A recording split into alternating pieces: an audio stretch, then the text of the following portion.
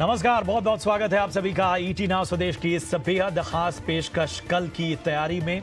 मैं हूं आपके साथ प्रशांत पांडे। जो दर्शक हमारे साथ अभी जुड़े हैं उनकी जानकारी के लिए बता दूं कि इस शो में हम देते हैं आज के बाजार का पूरा ब्यौरा और इस हिसाब से आपकी करवाते हैं बेहद खास तैयारी कल के बाजार की, और आगे किन किन स्टॉक्स पर नजर रखें वो भी हम चर्चा करते हैं। मार्केट के दिग्गज एक्सपर्ट्स हमारे साथ जुड़ते हैं और जो दर्शक अपने सवाल हम तक पहुंचाते हैं उन सवालों को हम शामिल करते हैं और उस पर यही एक्सपर्ट आपको भरोसेमंद सलाह देते हैं। लेकिन आपको हम तक जो सवाल पहुंचाने हैं उसका तरीका बेहद आसान है।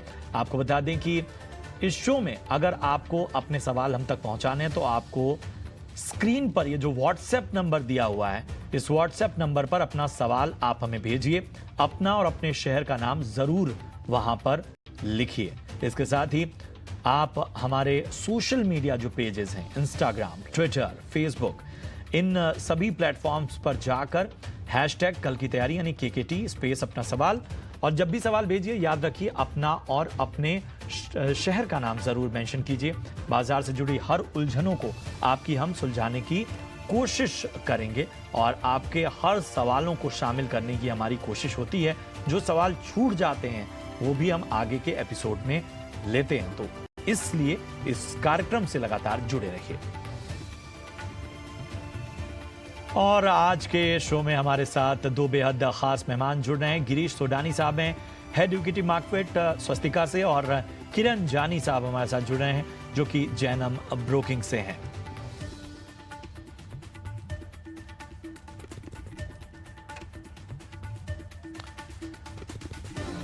तो ये हमने आपको बता दिया पूरा लेखा जोखा कि आखिर ये शो है कैसा, क्योंकि बहुत सारे दर्शक जो नए जुड़ते हैं उनको इस शो के पैटर्न के बारे में बताना बेहद आवश्यक है, बेहद जरूरी है। और बाजार को अगर देखें तो आज पूरा दिन का एक्शन किस तरह का रहा, पूजा त्रिपाठी इसका पूरा ब्यौरा दे रही हैं। जी, आज बाजार में हमने देखा कि तीसरे दिन लगातार रिकॉर्ड्स तेजी देखने को मिली और आज भी हमने निफ्टी, बैंक निफ्टी, सेंसेक्स तीनों में ही रिकॉर्ड लेवल्स आज वापस से बनते हुए देखे। तो शानदार शुरुआत हुई हफ्ते की और इसमें निफ्टी में हमने देखा कि 19,300 के पार निफ्टी की क्लोजिंग देखने को मिली, जिसमें कि सपोर्ट आज दिग्गज कंपनियों से मिला जिसका कि काफ़ी समय से इंतजार किया जा रहा था। रिलायंस की तरफ से कंट्रीब्यूशन आज आया, HDFC ट्विंस की तरफ से आज योगदान मिला और ITC में भी शानदार तेजी देखने को मिली। और बैंक निफ्टी की भी बात करें तो वहां पर भी जो क्लोजिंग हुई वो 45,000 के ऊपर आज हमने देखी। अगर मार्केट ब्रेड भी देखेंगे तो वो भी काफ़ी पॉजिटिव था और ज़्यादातर जो स्टॉक्स थे वो आज हरे निशान में ही कारोबार कर रहे थे। तो आज मिड कैप स्मॉल कैप कंपनियों में भी हमने देखा कि खबरों के चलते काफी शानदार एक्शन देखने को मिला।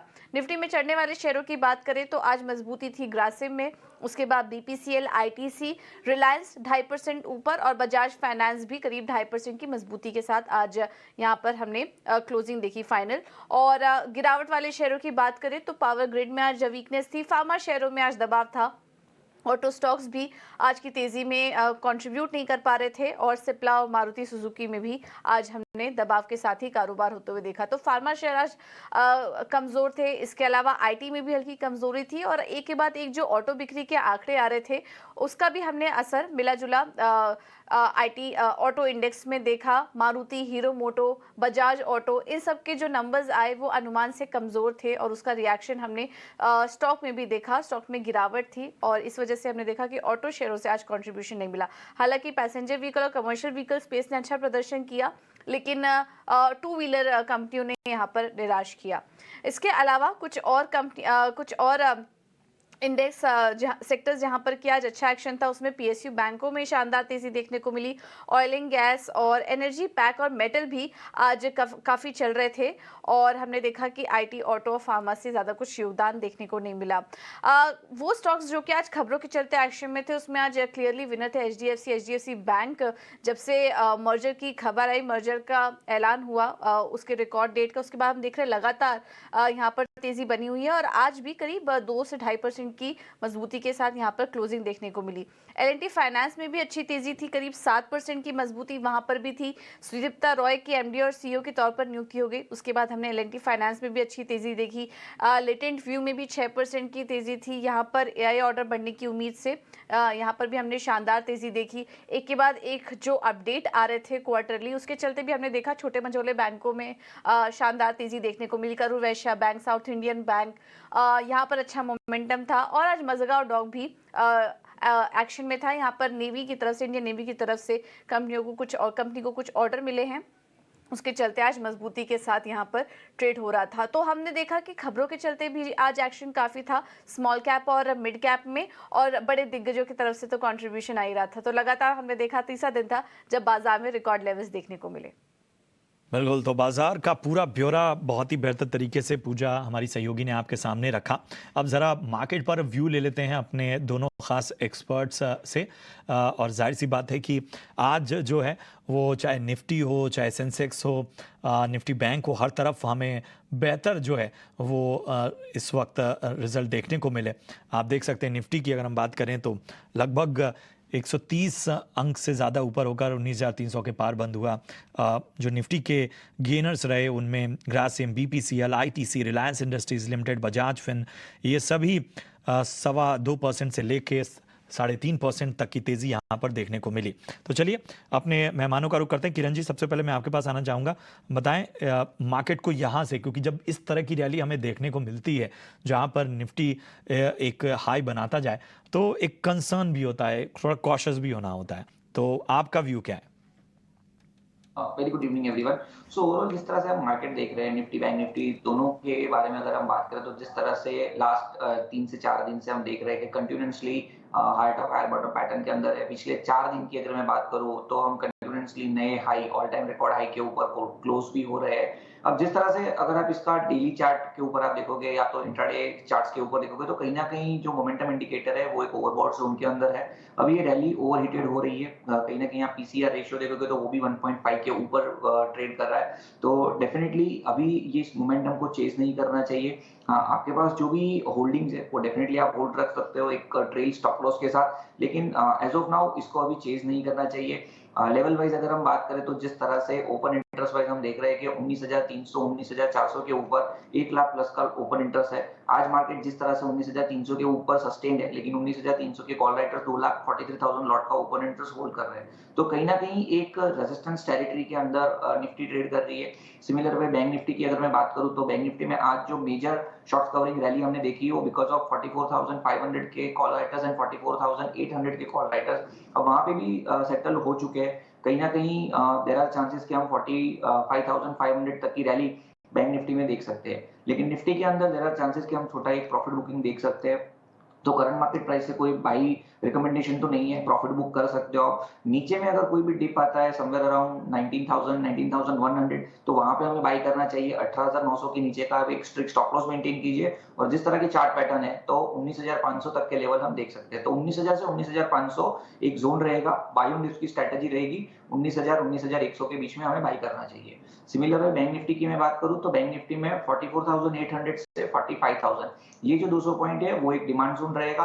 कोई भी गिरावट आती है 44,800 के आसपास तो वहां पे हमें लॉन्ग करना चाहिए। 44,500 के नीचे का स्टॉप लॉस मेंटेन करना है, और जिस तरह के चार्ट पैटर्न है 45,500 के तक के टारगेट हम बैंक निफ्टी में भी देख सकते हैं। सो दोनों इंडाइसेस में हमें डिप जो भी मिले उस डिप में बाई करना चाहिए, करंट मार्केट प्राइस से थोड़ा अवॉइड करना चाहिए। ठीक है, तो यहाँ पर जो है वो अहम लेवल्स बताते हुए किरण जी 19,000 और से लेकर 19,500 का लेवल बहुत मायने रख रहा है। अगर हम निफ्टी की बात करें, बैंक निफ्टी की बात करें तो यहाँ पर 44,800 का जो लेवल है वो बहुत मायने रखता है, और यहाँ से 45,500 तक की रैली हमें देखने को मिल सकती है बैंक निफ्टी में। तो बाय ऑन डिप्स की सलाह यहाँ पर मिलती हुई। और हमारे साथ गिरीश जी भी बने हुए हैं। गिरीश जी, आप बताएं, आप मार्केट को कैसे फिलहाल देख रहे हैं? कोई खास रणनीति, कोई खास सलाह बनाने की आपकी एडवाइस? देखिए, बेसिकली आज से 5 दिन पहले हम आप ही के शो में ये डिस्कस कर रहे थे कि निफ्टी की क्या रेंज रहनी चाहिए, और तब भी मेरा व्यू यही था कि 19,250 एक बहुत positional strong momentum support level है। इसको क्रॉस करता है और उसके भी अगर ऊपर क्लोजिंग देता है तो ये 19,500 की एक रैली दिखाएगा, अगर हम पोजिशनिंग पार्ट पे बात करें तो। बट हाँ, ये जरूर है कि 19,000 से 19,500 का जो लेवल है वो बहुत बहुत ही इंपॉर्टेंट लेवल आ गया है। तो कहीं पे भी ना मुझे ऐसा लगता है कि अगर एक इन्वेस्टर प्रपोजिशन है तो थोड़ा सा प्रॉफिट बुकिंग की एक्सपेक्टेशन तो यहाँ से डेफिनेटली बनेगी बनेगी। बट अगले 2 से 5 दिनों के अंदर की एक्सपेक्टेशंस कहीं पे भी रहेंगी। एटलीस्ट इन्वेस्टर साइड्स को लेके अपने लॉन्ग पोजिशंस को कहीं पे भी कॉशियस लेके चलना चाहिए। और बहुत ज्यादा हैवी पोजीशन सजेस्टेबल नहीं है यहाँ पर कि कोई अपने लिए यहाँ से कोई बड़ी पोजीशंस खड़ी कर ले, तो वो सजेस्ट नहीं करें। बिल्कुल। तो ये है खास रणनीति बनाने की सलाह तमाम एक्सपर्ट की ओर से, कहाँ कहाँ नज़र रखनी है वो भी बताते हुए। और चलिए, अब जैसा कि मैं कहता ही हूँ कि ये शो आप दर्शकों का शो है, तो आपके सवालों का सिलसिला शुरू करते हैं। सतीश हैं और इनका सवाल है, साउथ इंडियन बैंक के इन्होंने 1000 शेयर लिए हैं लगभग 15 रुपये 87 पैसे के भाव पे। 1 से 2 साल का नजरिया वो चाहते हैं। किरण जी बताएं क्या होगी इनको सलाह। साउथ इंडियन बैंक की अगर मैं बात करूं तो जिस तरह से हमने रिसेंटली एक रैली देखी थी डेली चार्ट के ऊपर, या तो ओवरऑल जिस तरह से एक 15 रुपए से 17 रुपए के बीच में कंसोलिडेशन ब्रेकआउट आया था, उसके बाद हम देख रहे हैं बैक टू बैक 2 दिन से स्टॉक 20 रुपए 50 पैसे के आसपास ट्रेड कर रहा है। एक जो क्लस्टर रेजिस्टेंस था 19 रुपए 30 पैसे का, उसको उसने अच्छे वॉल्यूम्स के साथ क्रॉस किया है। तो मेरे हिसाब से डेफिनेटली इनको होल्ड रखना चाहिए। एक जो स्टॉप लॉस यहाँ पे मेंटेन करना है वो 19 रुपए 40 पैसे का स्टॉप लॉस आप मेंटेन कीजिए। और जिस तरह के चार्ट पैटर्न है, एटलीस्ट आप ऊपर में 22 रुपए तक का टारगेट साउथ इंडियन बैंक में एक्सपेक्ट कर सकते हो। तो 19 रुपए 60 पैसे का स्टॉप लॉस और स्टॉक को आप होल्ड कर सकते हो। बिल्कुल, तो यहाँ पर स्टॉक को होल्ड करने की सलाह और किस तरह से इसमें आगे बढ़ें वो भी आपको बताते हुए किरण जी। हमारे अगले दर्शक हैं प्रभाकर, मुंबई से हैं और इनका सवाल है, HCL टेक के 600 शेयर इन्होंने लिए हैं, 1167 के भाव पे इन्होंने लिया है, 3 महीने का नजरिया चाहते हैं। गिरीश जी बताएं क्या करना चाहिए। HCL टैक्स में इनको डेफिनेटली होल्ड करना चाहिए। नए रिवाइजेशंस वैसे भी यूएस मार्केट्स को लेके आ ही रहे हैं, आईटी सेक्टर्स को लेके। तो हम कहीं पे भी आईटी सेक्टर्स में थोड़ा सा बुलिशनेस देख रहे हैं, क्योंकि ये सेक्टर बेसिकली बहुत ज्यादा हाई मोमेंटम में नहीं गया, इसने बाजार रैली के साथ काफी पार्टिसिपेट नहीं करा। तो मेरा सजेशन तो ये है कि ये एटलीस्ट इसको मेंटेन करके रखें। 1130 का एक स्टॉप लॉस ये मेंटेन करें, अपने लॉन्ग पोजिशंस को कैरी करके और होल्ड करके रखें। बिल्कुल बिल्कुल। अगले जो दर्शक हैं वो DC शर्मा हैं जयपुर से और इनका सवाल है, जोमेटो के 1000 शेयर इन्होंने लिए हैं 75 के भाव पे, क्या करना चाहिए किरण जी। जोमेटो की अगर मैं बात करूं, या तो जिस तरह से प्लेटफॉर्म स्टॉक है तो न्यू एज आईपीओज आए थे, उसमें रिसेंटली ऑफ लेटली हमने देखा था कि नीचे के लेवल से एक अच्छे खासे अप मूव्स या तो high top high bottom pattern के अंदर ट्रेड कर रहे थे। पर्टिकुलरली अगर मैं जोमेटो की मैं बात करूं तो जिस तरह से 73 72 का एक हर्डल था, उसको काफी अच्छी तरीके से क्रॉस करके अब ये स्टॉक उसके ऊपर सस्टेन्ड है। तो जोमेटो करंट मार्केट प्राइस से डेफिनेटली उनको होल्ड रखना चाहिए। अगर जो भी व्यूअर्स देख रहे हैं उनको अगर नया एक्सपोजर जोमेटो में लेना हो तो डेफिनेटली ले सकते हैं। ये पर्टिकुलरली एकदम टेक्निकल कॉल है, क्योंकि काफी एक अच्छे ब्रेकआउट लेवल के आसपास अवेलेबल है। 71 का एक स्ट्रिक्ट स्टॉप लॉस रखना होगा हमें, 75 के आसपास की सेटलमेंट है। और जिस तरह की चार्ट पैटर्न है, ऊपर में आप एटलीस्ट 90 रुपीज तक का टारगेट एक्सपेक्ट कर सकते हो जोमेटो में। तो 71 के स्टॉप लॉस के साथ करंट मार्केट प्राइस से या कोई भी डिप आता है, जोमेटो बाय करके हम जा सकते हैं। बिल्कुल, तो यहाँ पर आपको खास तरीके से आगे बढ़ने की सलाह मिलती हुई सवालों का सिलसिला थोड़ा रोकेंगे हम, और कल बाजार के लिए अहम ट्रिगर्स क्या हो सकते हैं वामाक्षी बताने के लिए मौजूद है। वामाक्षी बताएं कहाँ रखनी होगी नजर। जी बिल्कुल, शुरुआत करते हैं हम कुछ इंपॉर्टेंट ग्लोबल क्यूज़ के साथ। तो हमारी नज़र होगी सबसे पहले यूएस बाज़ार पर। तो यूएस बाज़ार बंद रहने वाले हैं क्योंकि कल इनका इंडिपेंडेंस डे है। इसके अलावा टाटा एल्क्सी भी हमारे रेडार पर रहेगा क्योंकि कल कंपनी की AGM होने जा रही है।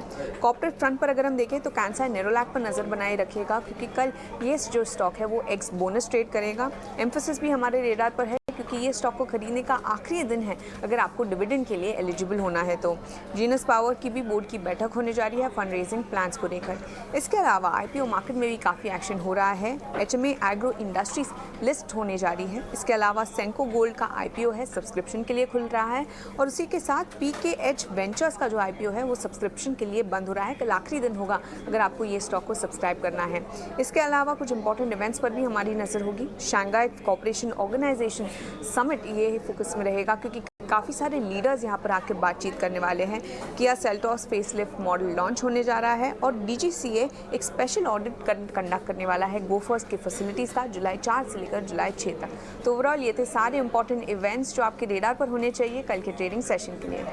तो कल के ट्रेडिंग सेशन के लिए कहाँ रखनी है नज़र, ये आपको बताती हुई वामाक्षी। और चलिए एक बार फिर से दर्शकों के सवालों की ओर बढ़ते हैं। हेमंत है पश्चिम बंगाल से और इनका सवाल है, स्टर्लिंग विल्सन सोलार के इनके पास 100 शेयर हैं, 290 के लेवल पर इन्होंने लिया हुआ है, आगे क्या करना चाहिए पूछ रहे हैं। गौरव जी बताएं क्या करें। गिरीश जी, माफ कीजिएगा, गिरीश जी बताएं क्या करना चाहिए। ओके ये स्टर्लिंग विल्सन को ऑलरेडी अगर ये टेक्निकल पोजीशन में बात करें तो इसको होल्ड करना चाहिए। 275 से 278 के बीच का एक सपोर्ट जोन है इसके अंदर, तो इसके लिए होल्ड करके रखें। 310 से 315 का एक टारगेट्स के लिए मेजर कर सकते हैं इनको शॉर्ट टर्म में जाना तो, और लॉन्ग टर्म्स के लिए 340 का एक टारगेट रख सकते हैं 270 के एक स्टॉप लॉस के साथ। ठीक है, तो यहाँ आपको खास तरीके से राय मिलती हुई बढ़ते हैं आगे। अगले जो हमारे दर्शक हैं उनकी ओर बढ़ते हैं। हमारे अगले दर्शक हैं राजीव लखनऊ से और इनका सवाल है उमा एक्सपोर्ट के, एक बार फिर नाम मैं बता दूं, उमा एक्सपोर्ट के 150 शेयर इनके पास हैं, 83 के भाव पे लिया हुआ है इन्होंने। इनका एक और सवाल है वो मैं बाद में लूंगा। किरण जी बताएं क्या करना चाहिए। उमा एक्सपोर्ट की अगर हम बात करें तो ये एक लोअर लिक्विडिटी स्टॉक है। जिस तरह से डेली चार्ट के ऊपर हम देख रहे हैं कहीं ना कहीं 90 रुपीज का हाई इसने बनाया था प्रीवियस ईयर में, वहां से हम देखें तो कंटिन्यूसली स्टॉक एक lower bottom lower top pattern यानी कि फॉलिंग चैनल के अंदर ट्रेड कर रहा है। अप्रैल मंथ से अप्रैल 2023 से हम देख रहे हैं कि इसमें एक ऊपर के लेवल का या तो high top higher bottom pattern में गया, स्टॉक सर्किट टू सर्किट चल रहा था, 74 तक के हाइस बनाए, वहां से 55 के आसपास है। सो क्लियरली ये जो स्ट्रक्चर है और जिस तरह के वॉल्यूम्स हम देख रहे हैं इलिक्विड स्टॉक है, मेरे हिसाब से इनको एक बार एग्जिट कर लेना चाहिए, या तो फिर नीचे में एक स्ट्रिक्ट स्टॉप लॉस जो बन रहा है वो 53 का बन रहा है, तो 53 के स्टॉप लॉस से आप होल्ड रखिए और ऊपर में कोई भी अगर आपको मिलती है मेरे हिसाब से एग्जिट कर लेना चाहिए। ठीक है, तो यहाँ पर भी आपको खास रणनीति बनाने की सलाह मिलती हुई बढ़ते हैं अगले दर्शक की ओर। उससे पहले राजीव का एक और सवाल है किरण जी, वो भी जरा ले लेते हैं। पारादीप फॉस्फेट के इनके पास 1000 शेयर हैं, लगभग 64.5 रुपए के भाव पे इन्होंने लिया हुआ है, तो पारादीप फॉस्फेट में क्या इनको करना चाहिए। पारादीप फॉस्फेट की अगर हम बात करें तो जिस तरह से डेली चार्ट के ऊपर एक राउंडिंग बॉटम पैटर्न के अंदर हम ट्रेड कर रहे हैं, अगर इसके मोमेंटम इंडिकेटर देखें तो कहीं ना कहीं बुलिश जोन के अंदर ट्रेड कर रहे हैं, तो मेरे हिसाब से ये स्टॉक में चांसेस है कि हम इसमें higher top higher bottom pattern या तो ऊपर के लेवल एक्सपेक्टेड है, तो पारादीप फॉस्फेट इनको होल्ड रखना चाहिए। 59 का एक स्ट्रिक्ट स्टॉप लॉस आप मेंटेन कीजिए और जिस तरह के डेली चार्ट है अगर यहाँ से rounding bottom pattern pan out होती है तो चांसेस है कि आपको 90 रुपीज तक का टारगेट देखने को मिल सकता है, लेकिन आपको थोड़ा समय देना पड़ेगा 2 से 3 महीने का। सो 2 से 3 महीने का होल्डिंग पीरियड रहेगा, 59 का स्टॉप लॉस और ऊपर में 90 तक के टारगेट्स। ठीक है, तो अब जो है वो सवालों को हमको यहीं रोकना होगा क्योंकि अब आ गया है आपका फेवरेट सेगमेंट और ये सेगमेंट है आपके कमाई का वीआईपी सेगमेंट।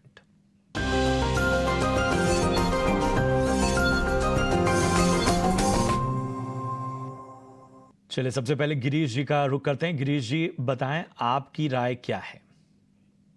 मैंने जो फेवरेट सेगमेंट्स में लिया है वो coal India basically high yield dividend stock है। अगर हम इसकी प्रमोशंस प्रपोजिशंस पे बात करें तो पॉजिटिव ब्रेकआउट हुआ है 227 के एक लेवल से ऊपर से पॉजिटिव ब्रेकआउट्स पे ऊपर गया हुआ है। ऑलरेडी इनका प्रोडक्शन से इन्होंने क्वार्टर ऑन क्वार्टर बेसिस पे काफी हाई करता है और जिस तरीके से हम देखते हैं कि मॉनसून के टाइम पे कोल्स की डिमांडें काफी बढ़ जाती हैं, हम इसके 6 महीने के टारगेट्स के लिए इसको 300 का टारगेट का ऑप्शन दे रहे हैं। कोई भी इन्वेस्टर इसको कैरी कर सकता है, तो 1 साल का टारगेट हमने वैसे इसके लिए 450 रखा हुआ है, बट 6 महीने के लिए एटलीस्ट आप सेफ साइड्स के लिए 300 का एक टारगेट इसको कैरी करके लेके चल सकते हैं। ठीक है, तो ये सलाह आती हुई गिरीश जी की ओर से कोल इंडिया 300 प्लस का टारगेट 6 महीने के अवधि में हासिल हो सकता है। किरण जी का रुख करते हैं। किरण जी आप बताएं आज आपकी वीआईपी पिक कौन सी है।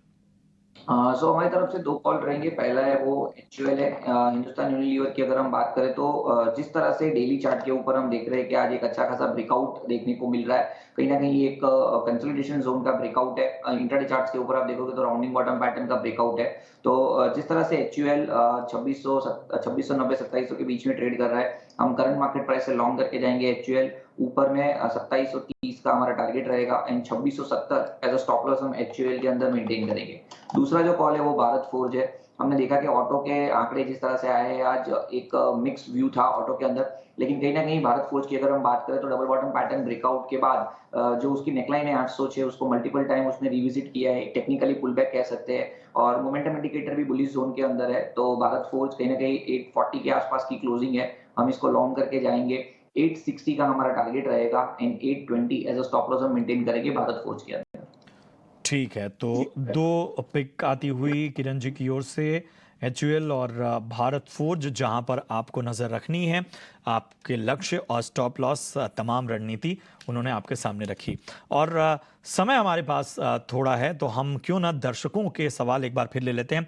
रवि गुप्ता हैं भोपाल से और इनका सवाल है, जेके पेपर के 550 शेयर इनके पास हैं, 398 के भाव पे इन्होंने लिया हुआ है। गिरीश जी, क्या होगी इनको सलाह जेके पेपर पे? देखिए, जो बाइंग प्राइस है वो काफी हाई का है, बट पेपर इंडस्ट्रीज के ऊपर पर्सनल लेवल पे मैं काफी पॉजिटिव रहा हूँ, क्योंकि जिस तरीके के नए प्रपोजिशंस अभी आए हैं, स्कूल्स कॉलेजेस ओपन हो रहे हैं, जिस तरीके का ऑनलाइन सेल्स स्ट्रक्चर बढ़ा हुआ है, तो इस पेपर इंडस्ट्रीज को डेफिनेटली काम बहुत फायदा मिलता है। तो मेरी सजेशन तो यही है कि ये आगे सस्टेन करके रखें। अगर इनको 300 का एक लेवल मिलता है, 298 और 300 का एक लेवल मिलता है, तो ये एटलीस्ट थोड़ा सा एवरेज कर सकते हैं इस लेवल पे, और फिर 450 का एक लेवल टारगेट रखना है इसके लिए अगले 6 महीने से 8 महीने के टाइम पे। ठीक है, तो यहाँ पर आपको कहाँ नज़र रखनी है वो आपको जानकारी मिल गई, तमाम सलाह मिल गई। बहुत बहुत शुक्रिया करेंगे गिरीश जी आपका। इसके साथ ही किरण जी, आपका भी बहुत बहुत धन्यवाद शो में जुड़ने के लिए और हमारे दर्शकों के सवालों पर उनकी शंका का समाधान करने के लिए। फिलहाल इस शो में हमारे साथ इतना ही, दीजिए इजाज़त। आप देखते रहिए ET नाउ स्वदेश। नमस्कार।